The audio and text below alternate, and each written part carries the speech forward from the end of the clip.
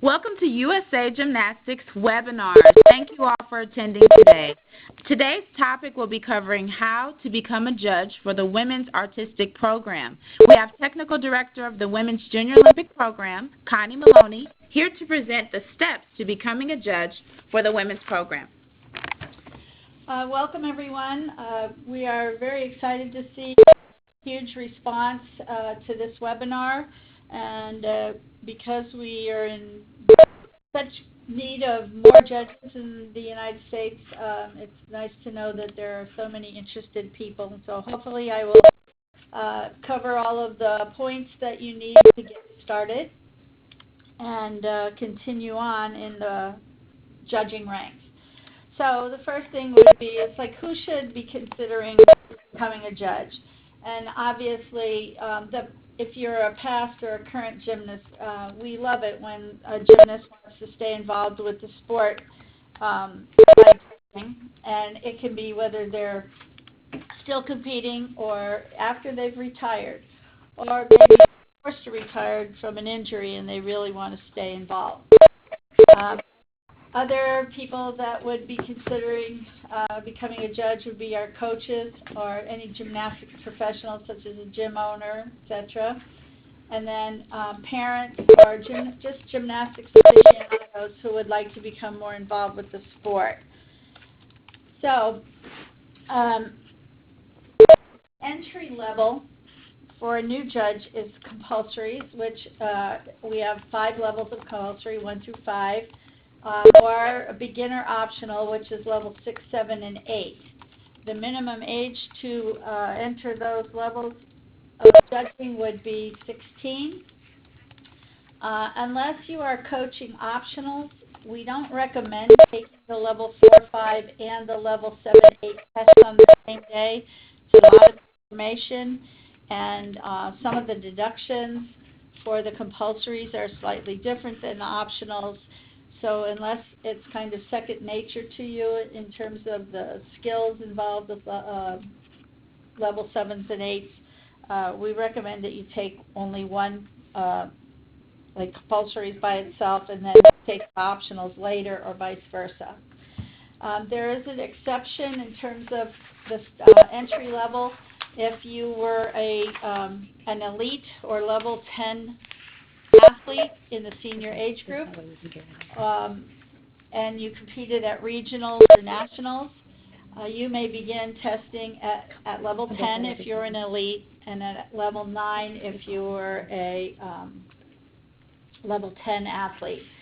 This also goes for coaches of those levels of athletes. They can start at a higher level, so they do not have to test at level 7, 8.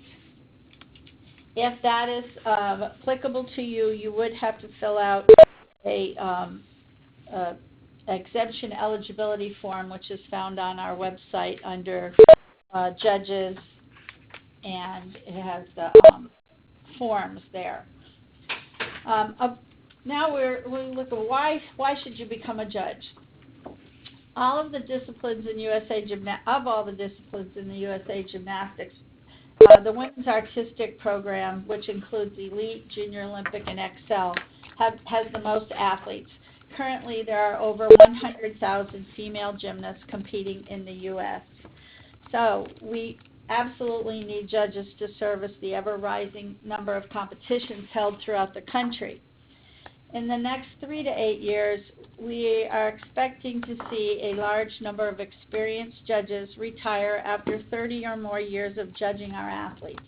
So we desperately need you to add to and replenish our judging ranks.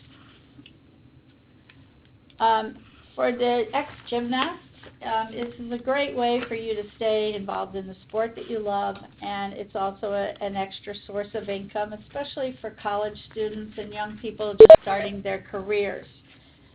All individuals that get into judging, you now will have the privilege and opportunity to impact our young gymnasts' lives by evaluating them accurately and honestly, so they know where they stand in their development. You become part of the pyramid of the gymnast being at the top, the coach, and the judge as the support system. So now, how to become a judge. Step one is to let someone in your state know that you're interested, and the best people would be your state administrative committee chair or your NAWGJ, which is the National Association of Women's Gymnastics Judges. Their state have state judging directors. So in order to find out who that is in your state, if you don't know that already, is you could go to either the USA Gymnastics website or the NAWGJ website for their directory information and find out who it is in your state that you should contact. And these individuals can let you know of any upcoming clinics or testing opportunities in your area. The next step would be to get prepared to be a judge would be to purchase the materials needed to study for the exam. And if you're taking the compulsory exam, you need to get the JO compulsory book and the DVD. The compulsory materials are also available as an app, which includes the text and the video of the routines. If you're going to start off with the optional exams, levels 7, 8, you would need to purchase the JO Code of Points, which is our rule book for optional, all level of optionals. This is also available as an iBook, and additional study materials are also available through the NAWGJ library, which you can look in their site. So,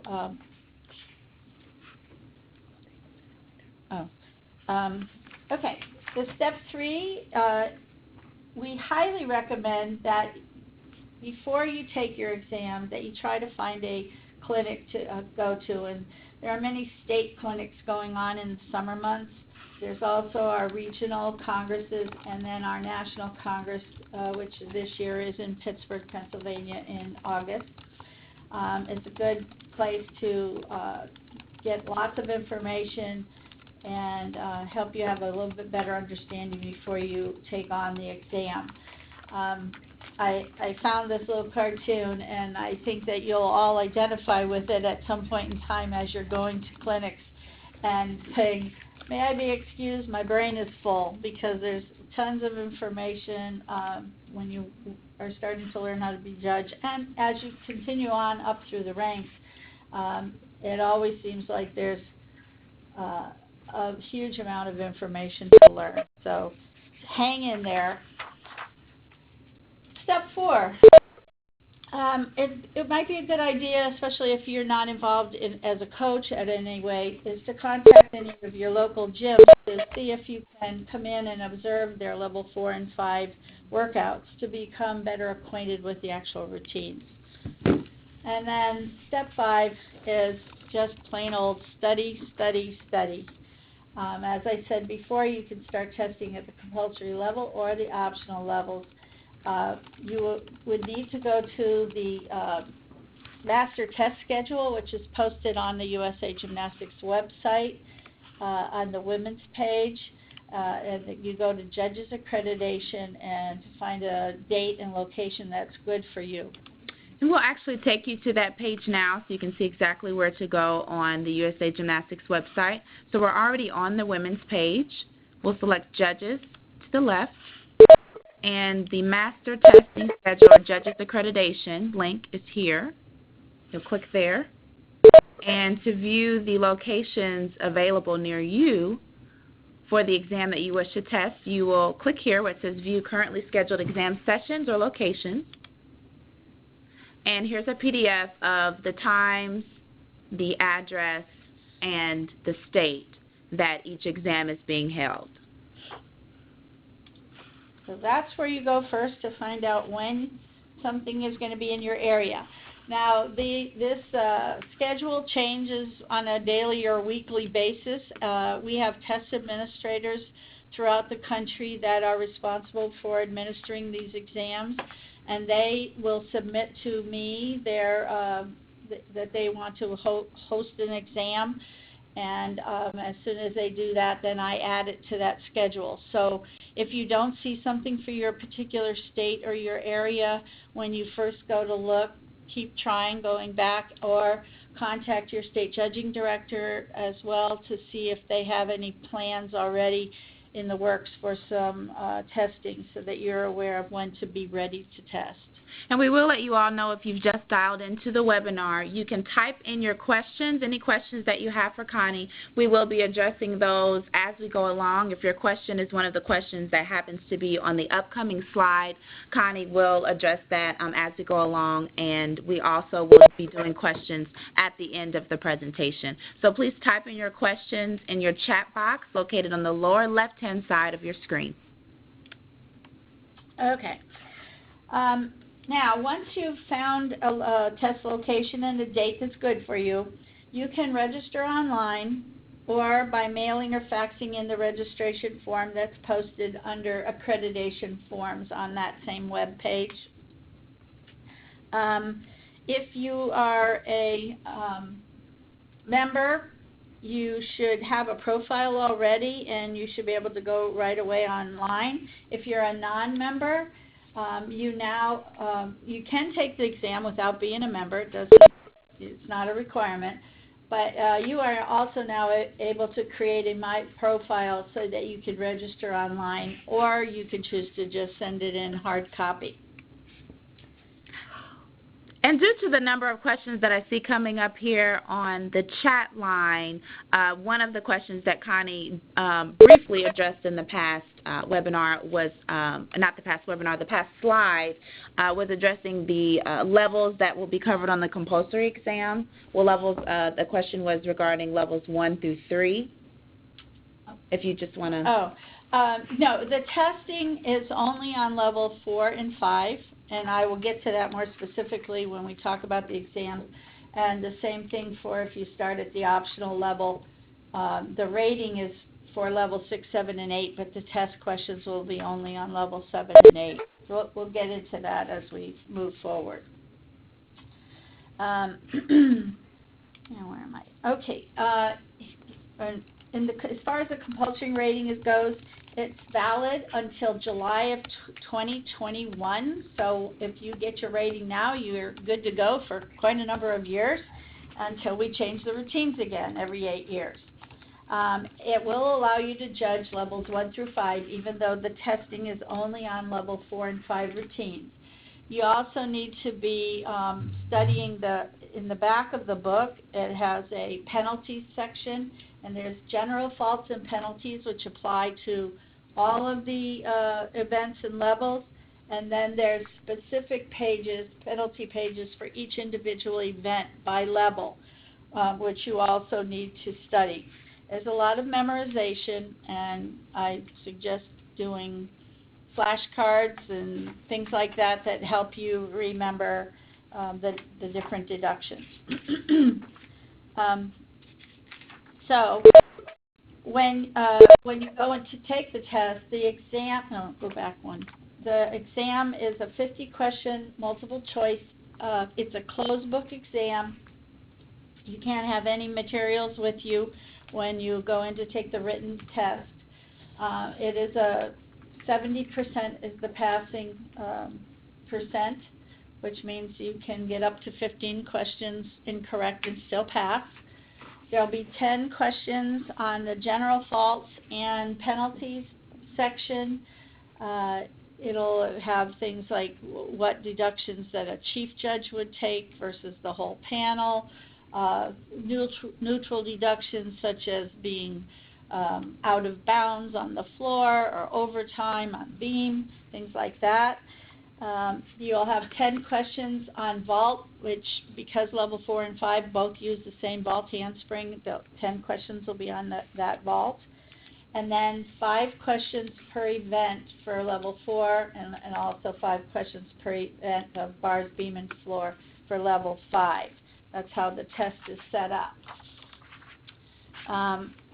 If you're taking the first level of optional test first, you have to pass both parts, a written exam and a practical exam. And some people make a mistake when they sign up that they think they only have to sign up for one thing, but there's two parts to that, and it's considered two separate payments for those two parts.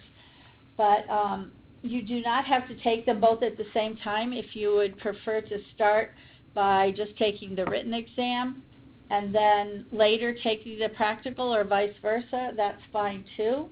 If you'd like, you can also take the level compulsory and the level 7-8 exams all in one day. That's kind of biting off a lot of information. I don't recommend it unless you are really involved in the optional program and have your skill recognition down and everything so that you can, it won't be too hard. But I would say the passing rate is better when you take one level at a time. So on the level 6 or 7-8 test, the written exam is only on level 7-8 rules. And again, it's a 50-question multiple choice closed book exam. It still has only a 70% passing rate. And in this particular test, there are 5 questions per event for each of the 2 levels. And that includes general information, vault, bars, beam, and floor. So you would need to study those things. Now, we mentioned that for optionals, you have 2 parts. So you have a written exam and you also have the practical exam. And the practical exam is having us evaluate how well you can look at a routine and come up with the correct score. The technical committee has evaluated these exercises. There is a correct score, and you are judging the routines and trying to come as close as possible to that correct score. However, you will not know what that correct score is, except for the first routine in each event. You'll see 6 routines. The first one is called the demo routine. And when you finish judging it, the test administrator or TA will review the start value and the score, kind of go over the basic deductions so that you have a feel for where you are in comparison to the score from the technical committee. However, once you start judging the routine number 1 through 5, which, those are the test routines, you will have no feedback at all, and you are not allowed to take any scores out of the room when you're testing. Each routine is worth 5 points, so therefore 25 points per event. And again, the points are awarded by comparing your score to the score of the technical committee. And it could be high or low. So, for example, if the technical committee score was 8.8, I can't give you the variation away from that score, but for example, if you had an 8.7, an 8.8, or an 8.9, you would definitely get 5 points. And then the further away, high or low, then those points go down. So that's kind of how that works. When you're taking the practical exam too, as an aside, you are able to bring anything that you want with you, all your resource materials, just as if you were out on the floor judging a regular meet. Now, how to move up the ladder of ratings. Once you have a level 7-8 rating, you have to wait for 1 year before testing up to level 9.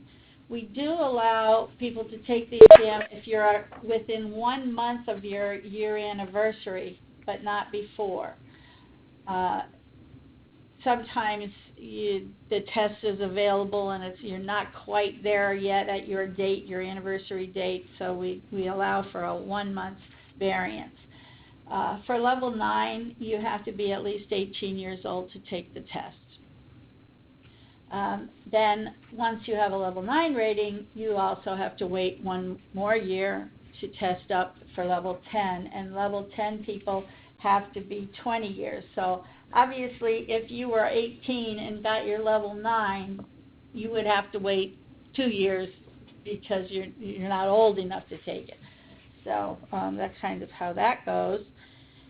So, is there any questions that are on this kind of, I can't do this and watch questions, so I don't know if there was something that you see that needs to be. What we will actually end up doing, just due to the amount of registrants, is we'll hold all questions.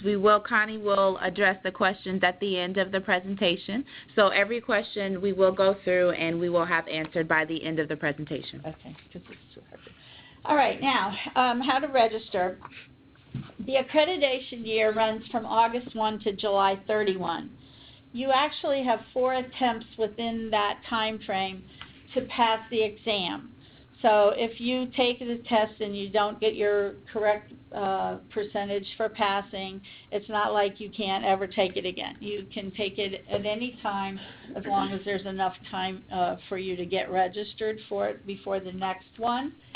We used to have a waiting period before, in between, but now if you can get registered for another course that's coming up within the next month, you can go ahead and register for that as well. When you're registering for a written exam for the very first time from August 1 on in that accreditation year, you have to sign up for the appropriate level in the A1 form. So if you want to take the level 4 or 5 exam, it's your first time and it's September, for example, you would sign up for the level 4 or 5 A1 form. There are 2 forms of the test, A and B. So you can take the, if you don't pass it the first time, the next time you will take the B form and it'll be B1. If you still don't pass, then you can go back and take the A form again, but it will be A2 and then B2. And hopefully nobody will have to go that far down the road and that you'll all be successful before that. But it does give you more opportunities throughout the course of the year. A long time ago, we only allowed you to take the test twice, but now we want to get you involved. If you're interested in becoming judges, we want you to study hard and be able to pass the test, so we give you 4 chances. There is only 1 practical exam for each of the optional levels, but you still have 4 chances to pass it. So if you don't pass it the first time you take it and you go back, you'll see the same routines you saw the first time. Okay. And then after you take the, or before you take the exam, the test administrator will check their roster, which will, you're allowed to register up to within 7 days, or up to 7 days prior to the exam. So once the test administrator has that final list, he or she will figure out a specific schedule, because on when you go to your master test schedule, it will give you a start time, which is the timing of the first bunch of tests. But if they have many different levels being tested, especially with the different practicals, they have to spread it out over a course of several periods or sessions. So they will explain that to you, like I said, about a week before the test comes up, and it will give you your exact time that your portion of the test will be given. And it'll also have direction information and contact information, so that you know how to contact the test administrator if for some reason you have a problem with traffic or whatever. So now you've decided to take the test, you've got your date, so now you're trying to get ready. You have to study. And even for coaches that are doing, these routines in the gym every day, you still need to study, because, like I said before, learning the deductions is a lot of just pure memorization. Whatever kind of tricks work for you, whether you make little index cards with your deductions on one side and the error on one side and put the deduction on the other side, anything that you can do to help you memorize these things, you will need to do. You will not need, for compulsories, to memorize the value of the major elements. So when you're looking through the routines, there are skills that are in each level and in each event, what we call our major elements, the things that are most important for the building blocks for the athletes. and they each have a value. Some of them are 6/10, some are 4, some are 2. You do not need to know that by heart, so don't bother filling your little cubby holes in your brain with that information, because when you're actually on the floor judging and somebody leaves one of those things out, you can go to your little cheat sheets when you're judging on the floor and to remind yourself of what the value is. However, you do need to know the order of appearance of those major elements so that we know that you actually know what the routine is and how those appear in what order. You need to obviously know the deductions. I suggest studying by grouping them by the maximum deduction. In other words, make a list of all the deductions that are 5/10, which is a big deduction. Then maybe all the flat 3/10, which means that if they do this wrong, they get 3/10 off no matter what. Or then you'll have deductions that are up to 3/10, for example, where there could be degrees of how bad that error was, and the most you could take is 3. I find it easier to remember if you kind of look at them in those kind of groups, so that you know, okay, these are big errors and they get 5/10. These are a little bit smaller, and so sometimes you can go by the process of elimination if you're not sure about an answer on the test. And another guide is, if in doubt, up to 2. For optional written exams, go to the next slide. We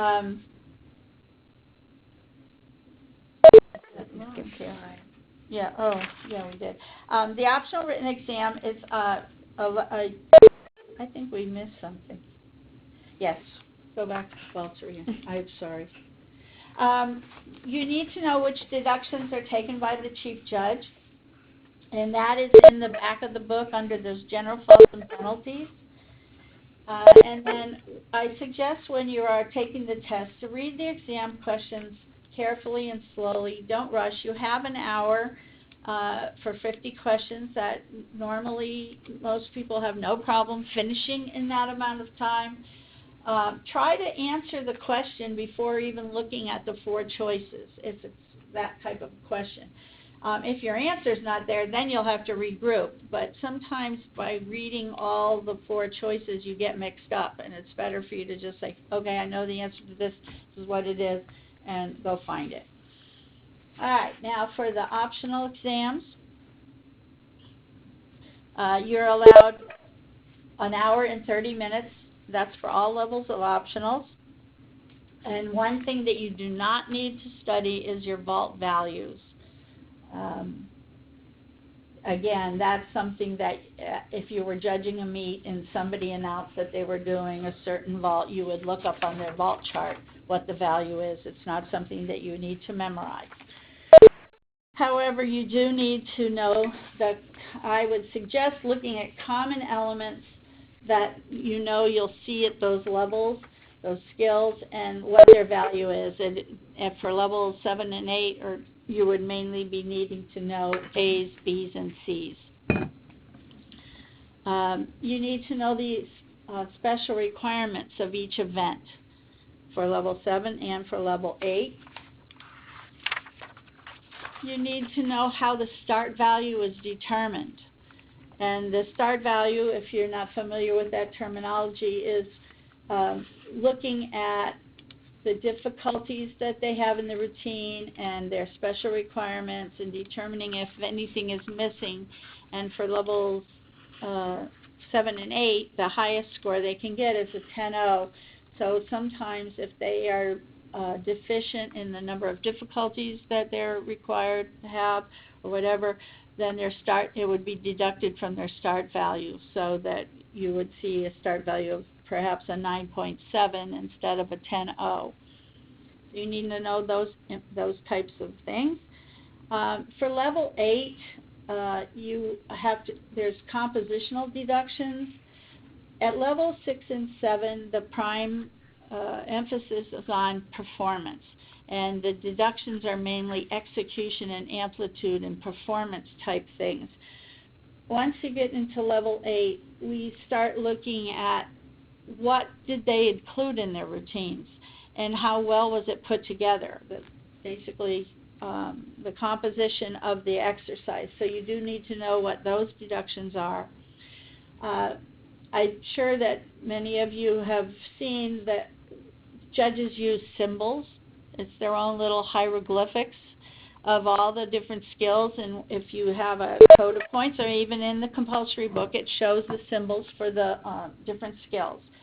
And it's not required for you to have all the skills memorized with their symbols. On the test itself for optionals, there will be symbols on there, but there will also be the words describing the skill. So some people that know symbols find it easier to just look at the symbol and know what it is and not get bogged down by looking at all the verbiage. But others don't know the symbols, so we have both of them down there. So now when we're studying to get ready for the optional practical exam, like I said before, the more you can see ahead of time, the better. So if you don't have any videos to use, go into a gym and watch routines and try to get just writing those routines down. But I would suggest first trying to check with your state judging director, your SJD, to see if they have any materials you can borrow, and also to check the USA Gymnastics online store for any available judges training merchandise. And just start practice judging. You can do it on your own. If you have several people that are you know of that are trying to start testing, you might get together as a little group.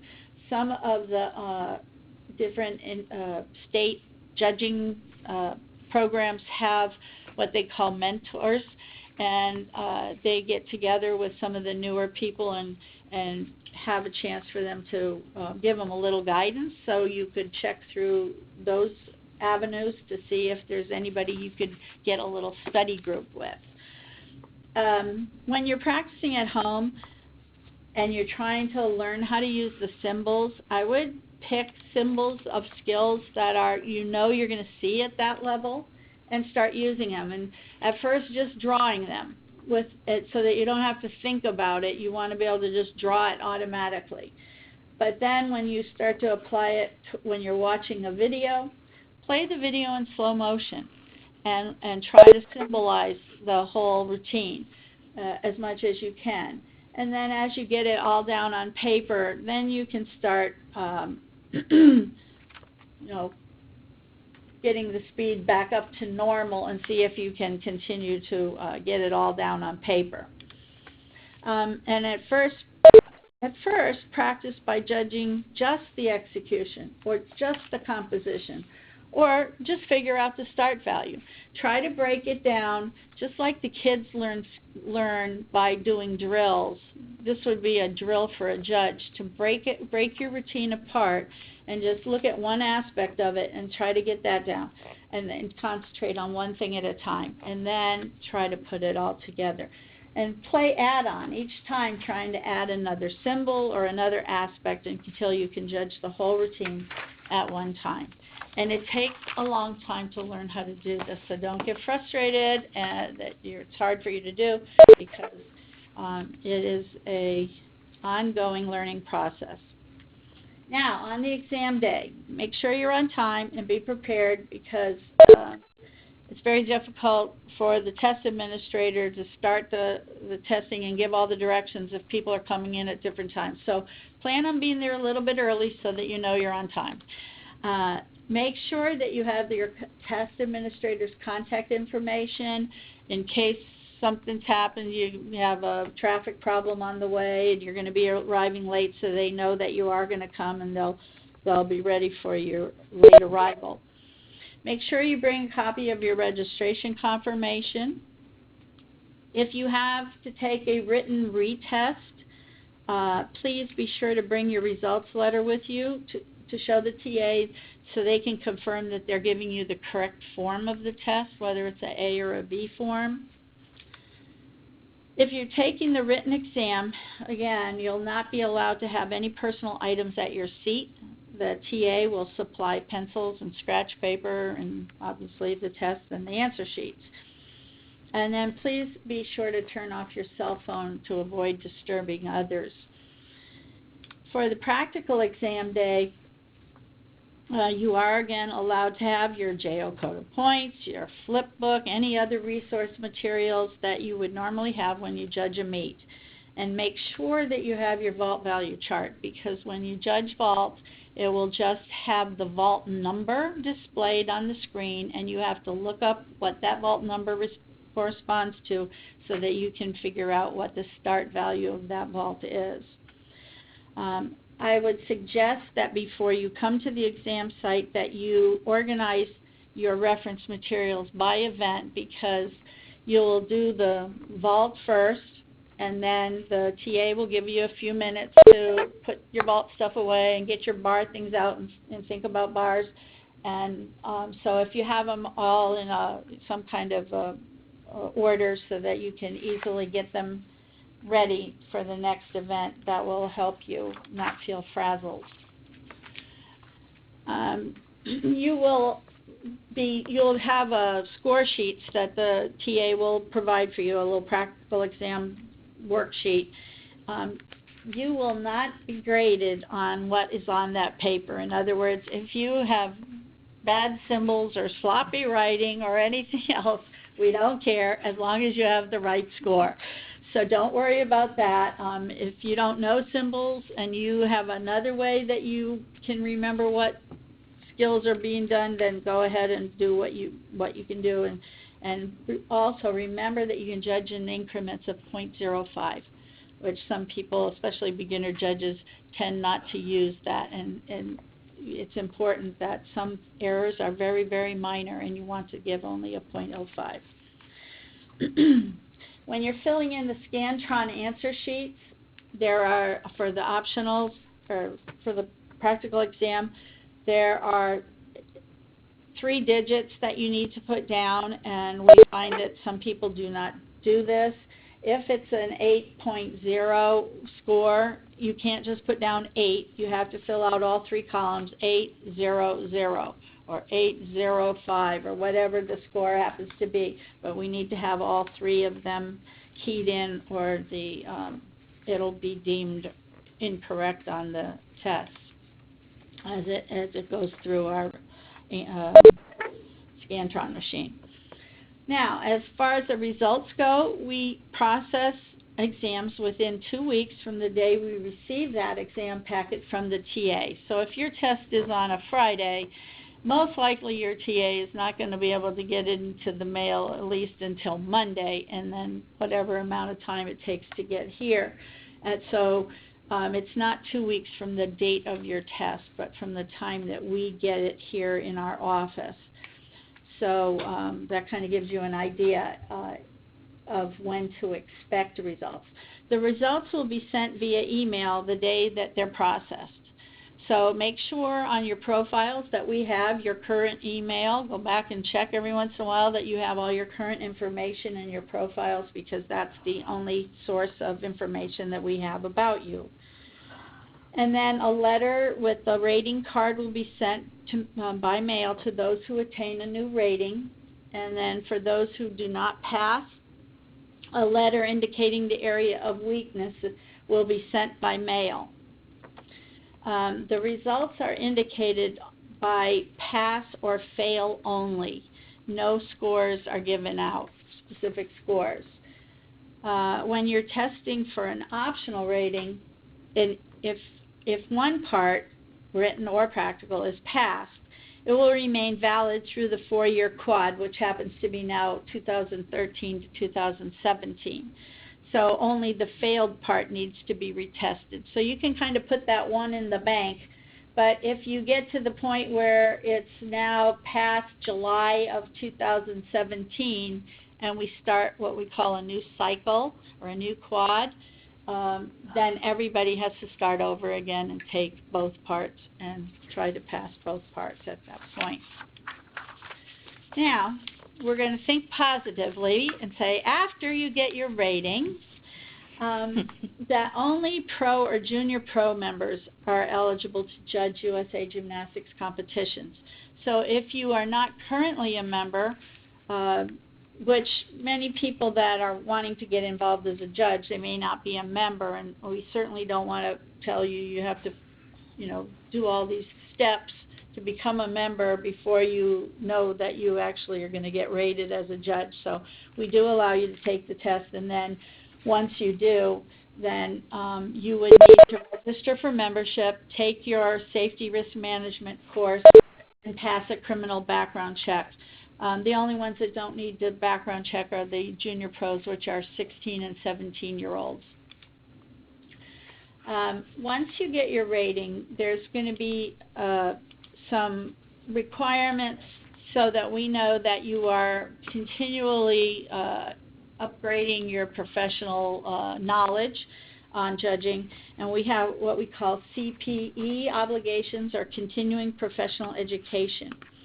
And in order to be assigned to a sanctioned competition, all judges must show a commitment to continuing their education by submitting an annual CPE report form to their state CPE coordinator every June.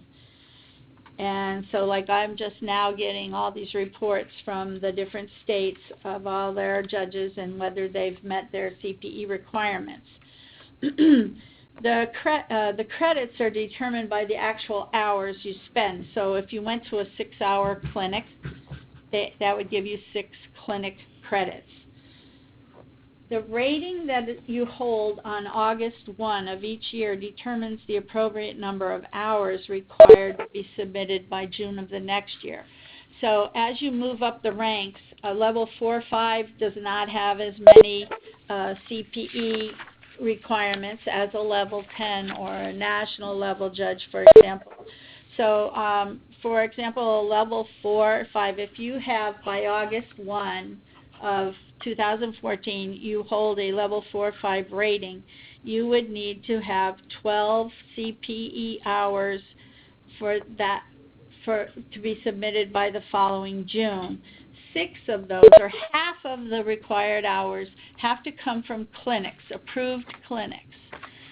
And you actually will get, you'll have these CPE receipts that you get the person to sign that gave the clinic, and then you hold on to those until June when it's time to send in your report form. The other half of the total number could be additional hours of clinic, or it could be what we call miscellaneous things. It could be that you're a coach and you get a maximum number of credits for being a coach, or if you go in and observe training at a gym, or you do practice judging, a lot of different things, and all that information is in our rules and policies for women, which is posted online as well. So, I kind of skipped over one. So now we need to familiarize yourself with the current officials chapter of the Women's Rules and Policies book. And as all members can receive a hard copy of the RNP if they send a written request that includes their name, member number, and current address. So if you go to our website, again, under Women, and go to Rules, you will see Rules and Policies, and there will be a place there where it tells you how to request a hard copy. Now, of course, every year things change, some new rules come into play, and we're currently updating the Rules and Policies to be ready for the new season starting August 1. So at this point, some of the things, if you looked right now, it would be the 2013-14 RNP, but many of the things are the same and haven't changed that much. So in that RNP, it gives you information about how what the hourly honorarium or the fee is for paying judges for their work. It has information about what things you can be reimbursed for in terms of expenses. So we're not going to go into all of that now, but that would be where you would find that. There has been a change for this new upcoming season that the judges' fees have not changed in many years, and they're going to be increased by 3%. So if you go and look at it now, it will be a slightly higher hourly rate for all the different ratings. All right, after you get your rating,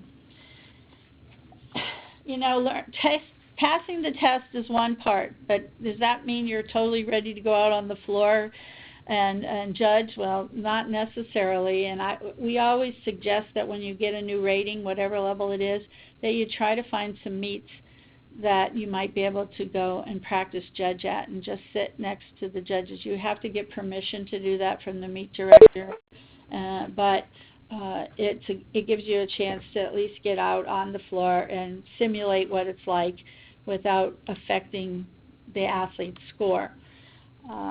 But when you're on that floor, you have to learn there are two things that you have to understand when you start judging. Number one is you have to be able to recognize that a mistake has been made. So that's learning about technique and what the rules are and all of those things. But then when you know, okay, she made a mistake, now I have to figure out how do I appropriately quantify that error? Is that a very small thing that's wrong with that, or is it something that's a major error? So those are probably I think a lot of the judges know that there's been a mistake made, but they don't necessarily know how to divvy out the deductions. And that takes time, and hopefully you'll have a chance to judge with more experienced judges that will help you learn how to do that. But I wanted to show you some just helpful illustrations, technical illustrations for a beginner judge. You need to know your correct body positions. And we basically have tucked pike and layout or stretch position. Here's a diagram of a pike position where she's not piked enough. Pike would recognize a 90-degree angle in the hip. And here she's too open, so it would be approximately a 0.2 deduction for insufficient pike. The next one, she's closer to that ideal position, and it probably would only be a 0.05 deduction. And then obviously in a stretch position, we want to have a nice straight line. We have the two illustrations there to show you the differences with body mass.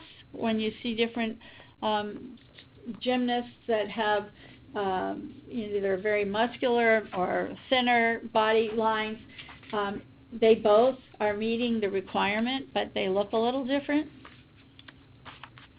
And then here shows a layout position that's not quite there yet. It's a little bit closed, so we take a tenth off on the deduction for that. And we have to know execution. And this is probably the most important thing in terms of becoming a judge, and especially at the compulsory levels.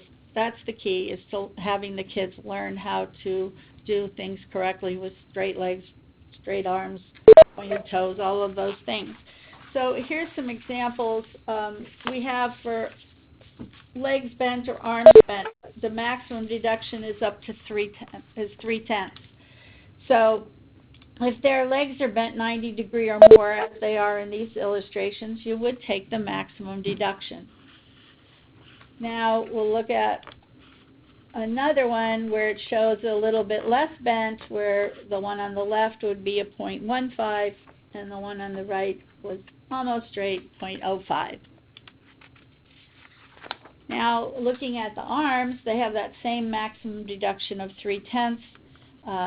And here's an example of being bent 90 degrees or more, and it would get a full 3/10 deduction.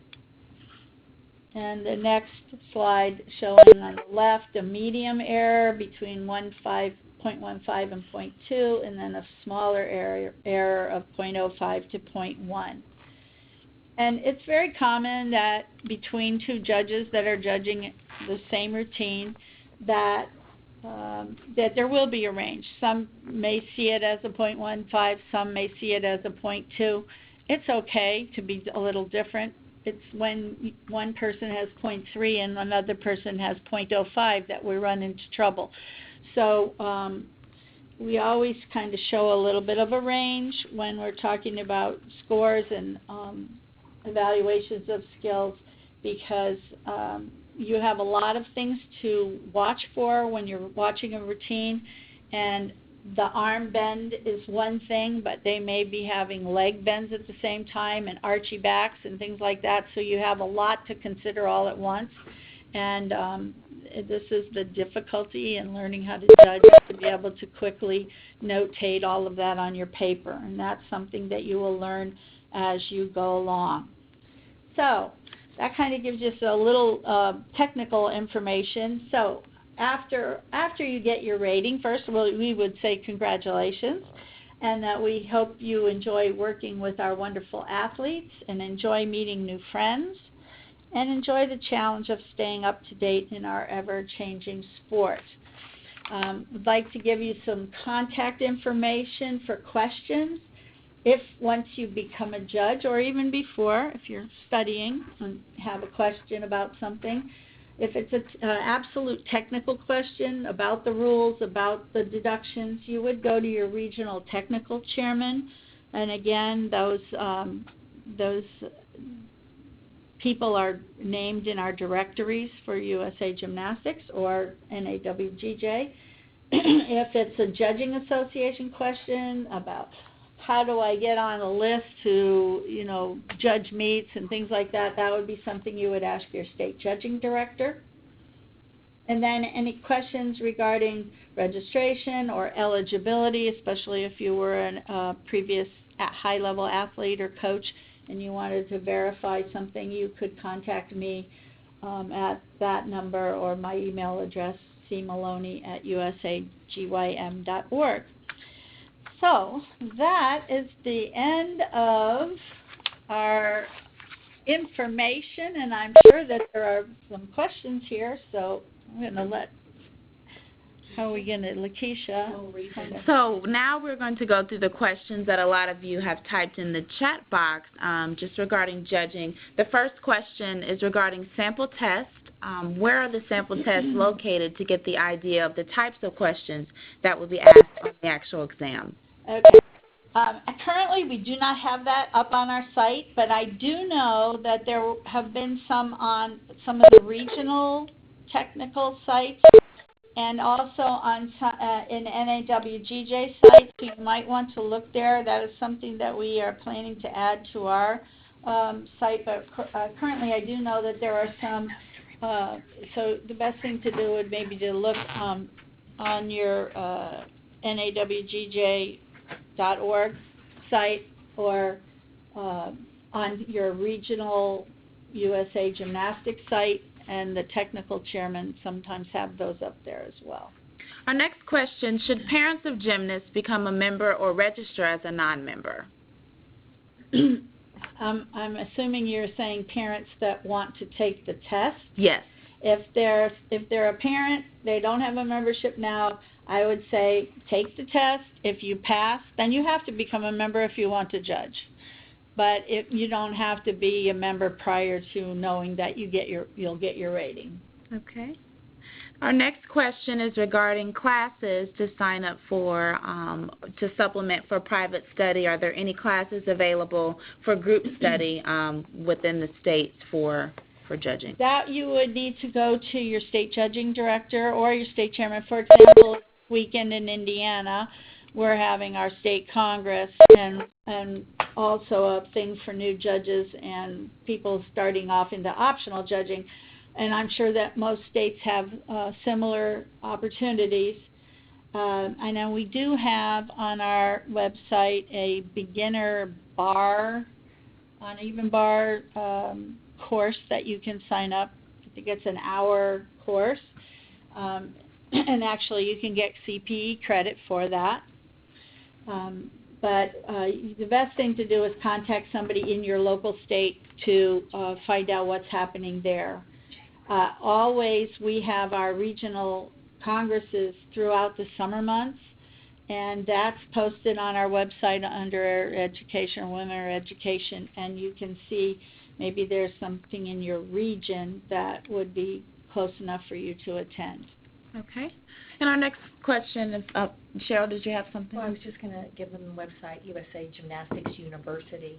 .org. Okay, so you want to go to usagymnasticsuniversity.org to view that courses and how to register for the courses and the pricing.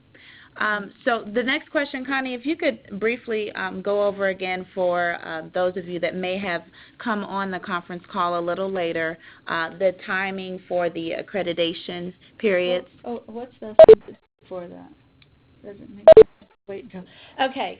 The question was, does it make more sense to wait until after the 2016 Olympics with the rule change?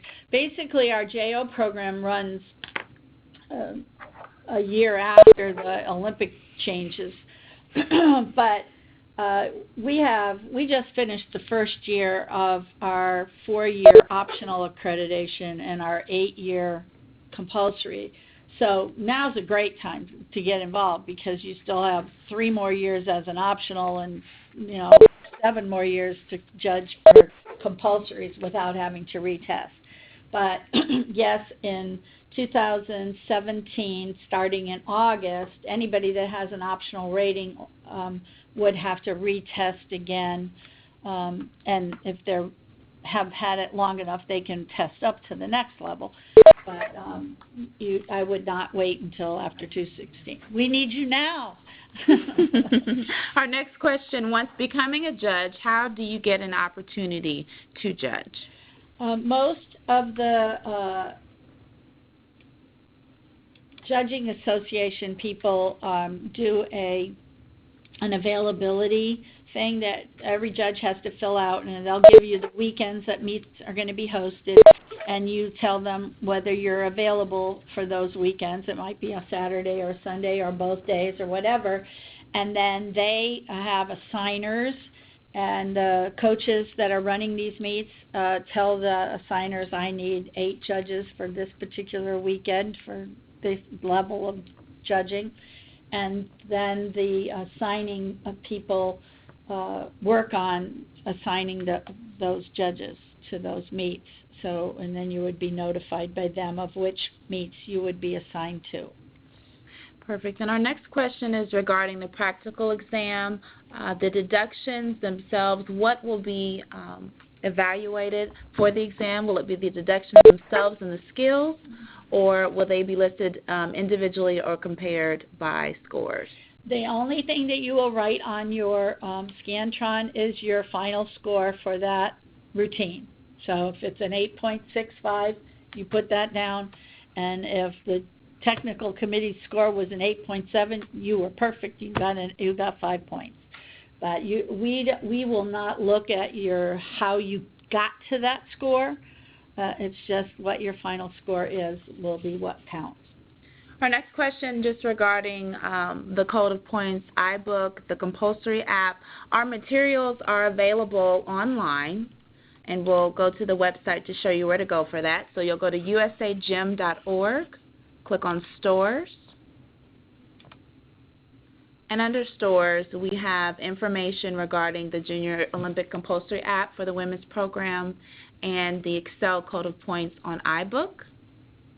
And the Women's Junior Olympic Code of Points. So I know this webinar is women's program. We will also have available today the flyer detailing each application or book that is available on iBook or on your Android device that is available to download. And you can also go to the technical store to purchase the hard copy of the compulsory materials as well. While you're there, if you could take them to the university website. So if you just go back to usagymcongress.org, click on Education at the top, and from there you'll scroll down and look at the School of Judging. So if you click on the School of Judging right there, you'll be able to scroll down and you can see Women's Artistic.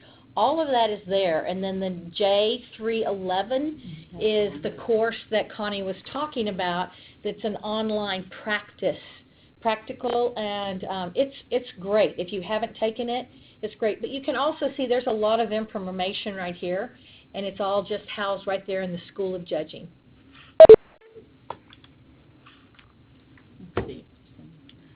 So we will go to our next question. The symbols for compulsion. Right. I see a question about, do you need to know the symbols for compulsories? There will be no symbols on the test, the written test for compulsories. It's something that you should get used to using when you get out on the floor and you start judging. It's just an easy way to keep track of things, but it's not a requirement ever to have for the testing. Our next question is regarding judging in multiple states. So it says, can you judge in more than one state, and who would you contact about judging in a state other than your state that you're currently in? There are many people that live like on a border with another state, and sometimes the state that they are not residing in needs judges, and that person would be economical for a particular meet host. I would suggest going to your state judging director, who's usually in charge of doing the assignments, and to ask them to get information about who the state judging director is in your neighboring state, so that and to let them know that you are accessible to and would be willing to come over if they needed additional judges to fulfill all of their judging assignments. So that's kind of the best way to do it. I mean, we all get rated the same. The test is the same for everybody across the country, so it doesn't matter. There's many people that do big invitational meets that live in one state and fly to another state to go and judge, so that's never a problem. Okay, our next question, if you take or pass the test after August 1st, do you still need to take the CPE hours by June? If you do not have any rating at this time and you take the test in September and pass, you will not be obligated to have that form turned in by the following June. You'll have till the next year. So if you get it in September of 14, you bypass June of 15, and you can go all the way to June of 16 to fulfill your first CPE. But I would suggest, as you're going along during that course of time, to keep anything that you've done in terms of going to clinics. You'll have a receipt from each clinic that will be signed by the person that's speaking, or if you go to a regional congress, for example, you'll have a CPE form that has you list every single session that you go to, and they're all an hour long. So if you went to 6 of them, you would get 6 credits for that particular event. So keep those until you are ready to fill out your annual report form, and then you hold on to them, because after the report forms are in, to me, in the fall, we do a random audit to make sure that the information that people have been submitting is correct. And if you are audited, then I would request that you send in all of your receipts of the CPE things that you did that year, and make sure it coordinates with what the CPE coordinator has reported that you've done.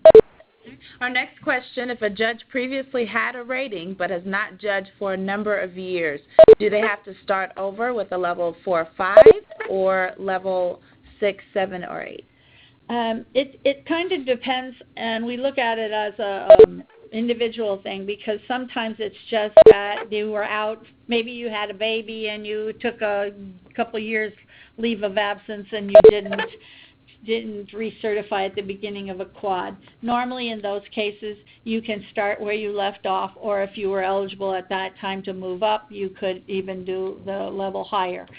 If it's been somebody that hasn't been a judge for 30 years and things have changed radically since then, we may ask them to start over. Depends on what their involvement was. If they've been coaching all these years and just haven't been judging, we may allow them, but that's an individual basis.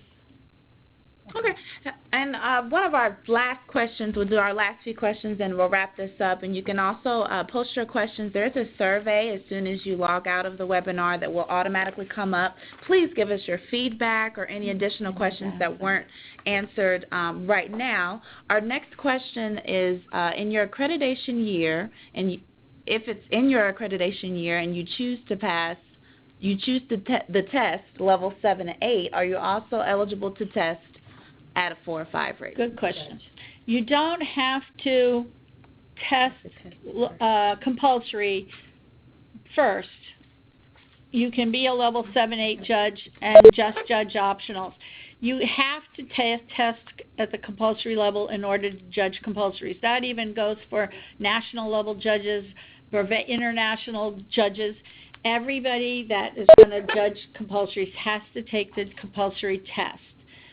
The problem with being an optional only judge is it may limit the number of meets you're eligible for, because so many of the meets nowadays have compulsory sessions and optional sessions, and so that meet director will want to have somebody that can judge all of the sessions. So it's to your benefit to eventually take the compulsory test, but you do not have to. All right. And our next question, under general faults and penalties, what does all routines may be reversed in their entirety mean? Okay. Basically, when we write the routines, for example, on the floor or the beam, we do it as if the gymnast was, their dominant side, and because we have to write it one way. So if we do it, and all of the ones in our books are dominant right routines. If somebody had if a gymnast was left dominant, you would basically take that routine and just reverse all of the directions so that if the rights are left and the lefts are rights. So they can do that whole thing. Then there are times where somebody may be predominantly right, but they learned a cartwheel to the left when they were little kids out in the backyard, and they like to do left roundoffs too. So there you'll see little asterisks saying that this particular skill could be reversed. So the girl may do her whole floor routine, dominant right, right leaps, right everything else, but do a left cartwheel or a left roundoff, and that would be okay. But they can't do that indiscriminately. It has to be indicated by the asterisk. The only thing that's allowed to be reversed are the acro elements. So acro elements can be done right or left, and then in the text it will say, if you reverse this element, do this, and then pick the text back up. But that's why we always say it's easier to choose the dominant side for what they do for leaps and turns, and that will tell you what direction they should do the entire choreography. Okay. And we'll have one of our last questions here. Can you take the test before notifying your state director to get licensed, and can you, what can you do with that? You don't have to tell them ahead of time. The only thing that is helpful in letting them know you're interested in testing is that they might be able to give you information about upcoming clinics in your area. But you can go ahead and sign up without telling them and get your rating. And once you get your rating, the state judging directors and the state chairman for USA Gymnastics will be notified of all the ratings, all the rated officials in their state, so they know who is eligible to judge, as long as you have a current rating, a current membership. Is there a test for the Excel program as our next question?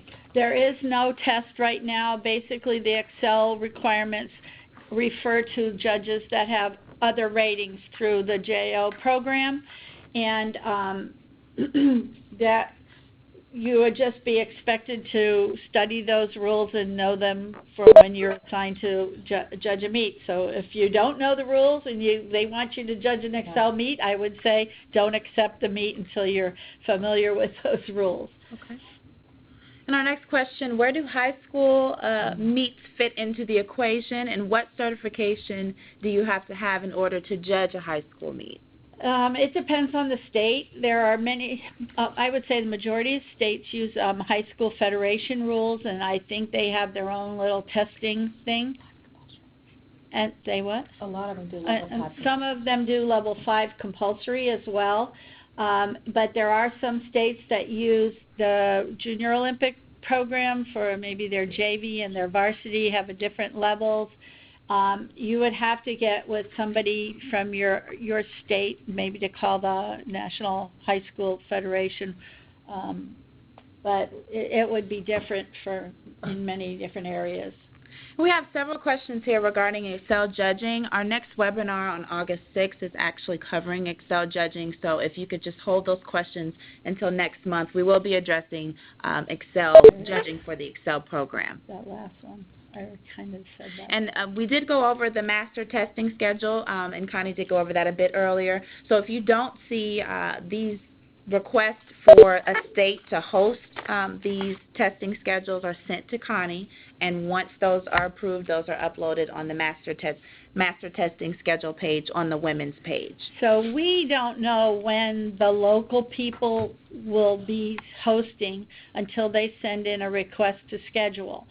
So if you don't see something that's good for you, then the next step is go to your state judging director and find out, do you have any plans to host a testing session anytime soon so that you can be prepared. That's the only way that you would be able to find out, because we would not know until we got an official form from them to request that. So keep looking, keep going back to the master schedule too, because you never know. One day that you look, the next day they might have sent something in and I posted it. So it changes pretty much on a weekly basis.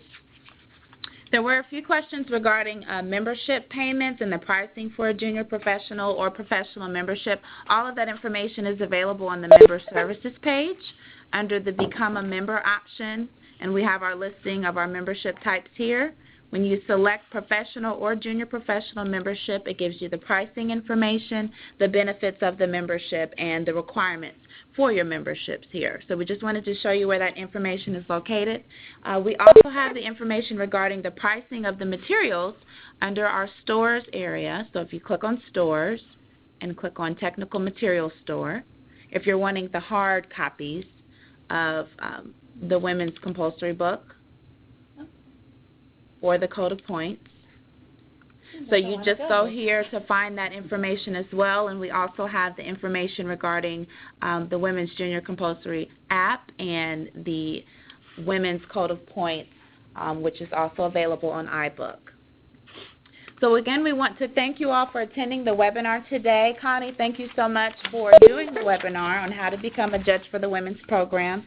We hope that you all benefited from the information that was given to you today. All of this information will be available on the webinars page for your download. So please stay connected with us. Follow USA Gymnastics on LinkedIn under companies, and visit our page at usagym.org/webinars. Last question.